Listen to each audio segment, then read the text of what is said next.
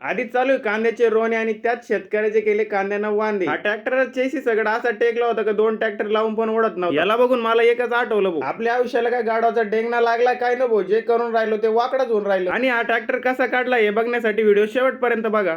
तर काय विषय मित्रांनो, मी आहे ऋषी ब्लॉगर आणि आजच्या ब्लॉग मध्ये तुमचं सगळ्यांचं स्वागत. मी जात होतो देवगावला, आमचे रस्ते एवढे भयान झाले ना, हे मीटर एवढं उडत होतं का मला असं वाटत होतं डायरेक्ट निघून माझ्या हातात येतं काय.